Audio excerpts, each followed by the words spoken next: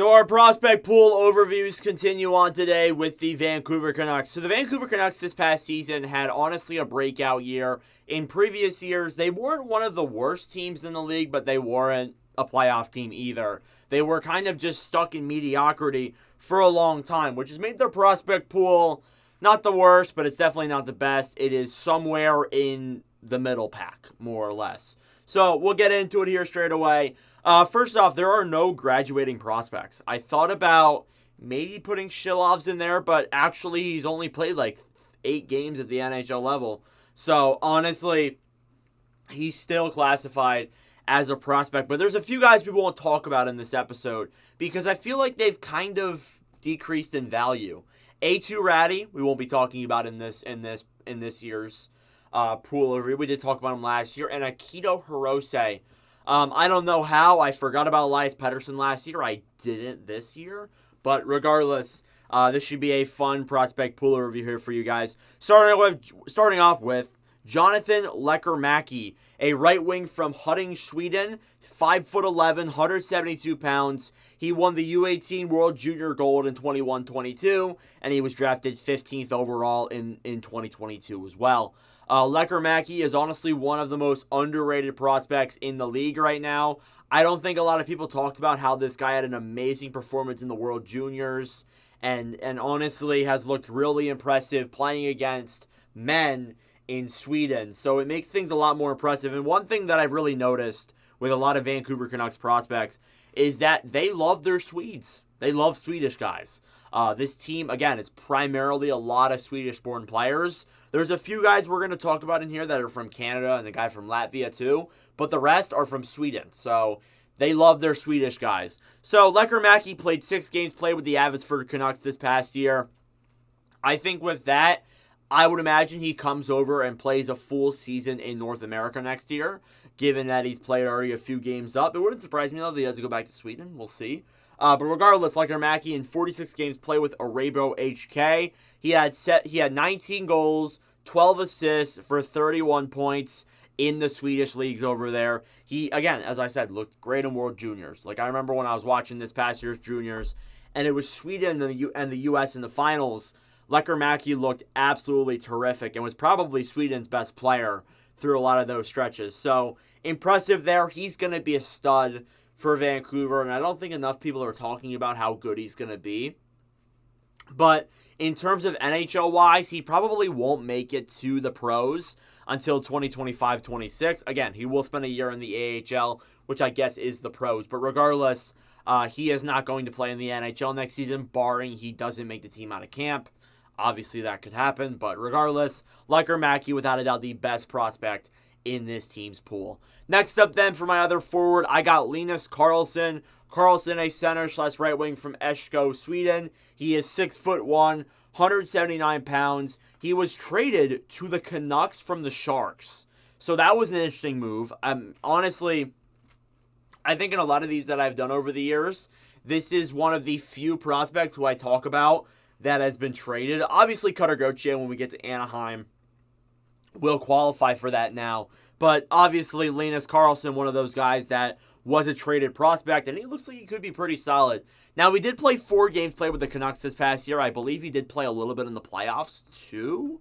Not 100% sure on that, but I believe he did play games in the regular season for Vancouver. But he spent most of his time down below with the Abbotsford Canucks, where he put up 60 games played, 23 goals, 37 assists for 60 points. He had pretty good offensive production for a AHL player. He's definitely a little bit older than some of the other guys that are on this list. I believe he was like a 2018 draftee. So he's been around for a while. I don't even really talk about him as a prospect.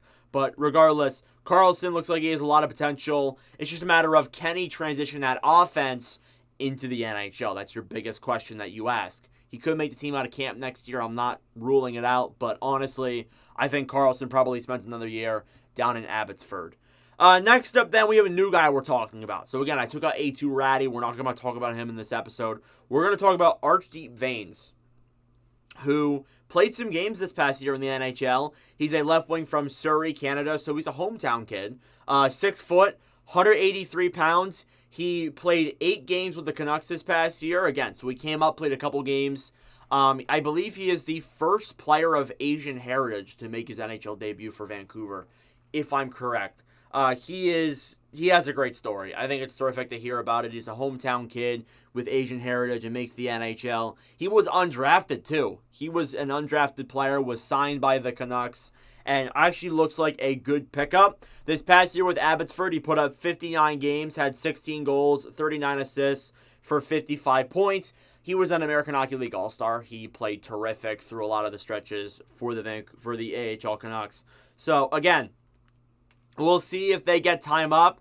But honestly, again, a lot of these guys are going to spend a lot of time down below with Abbotsford because there's more or less not a lot of room on the roster for them unless you're someone like Lecker-Mackey. You probably don't make the team next year. You may play a couple games here and there, but you probably don't make the team of that essence. But Archdeep Bains, great story, great player, great guy. It's awesome to see. Next up, then we move in our defensive prospects. We got Tom Willander, who we talked about in last year's prospect pool review. Willander is a defenseman from Stockholm, Sweden. There's another Sweden. He is 6'1", 179 pounds. He won the J20 SM Gold in 22-23. He was drafted 11th overall in 2023. He's looking like a really solid defenseman. He spent this past year with Boston University, so he didn't stay in Sweden and play in those top-tier Swedish leagues. He decided to come over and play in college in the NCAA for the Boston University. And he had 38 games played. He had 4 goals, 21 assists for 25 points. It's been mentioned that he has some really good offensive tools. He's good defensively as well. He looks like a solid two-way defender for Vancouver, and I'm looking forward to seeing him maybe in the NHL soon. I'm not saying that it'll happen like this coming season, but Willander, one of those guys, is going to take a little bit longer to get to the NHL, but still, you can be patient for his development.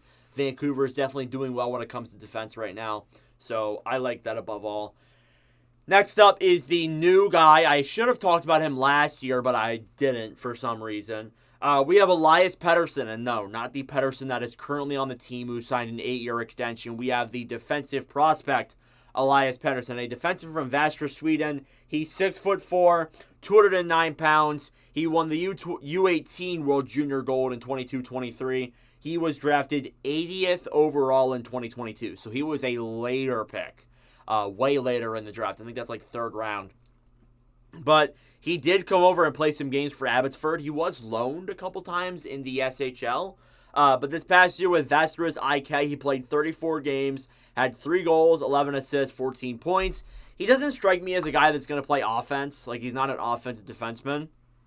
He's more of a defensive defender, and he looks like he's a very aggressive and physical guy too. So he's a guy that he can lay a lot of hits. He's taller than a lot of the guys on this list, so he could be an exciting NHLer, but again, he's far away from that. Again, as I said, he played 8 games with Abbotsford this past year. That's where I imagine he will spend his season next year, unless if he wants to go back to Sweden. But regardless, that's probably where Elias Pettersson is going to play.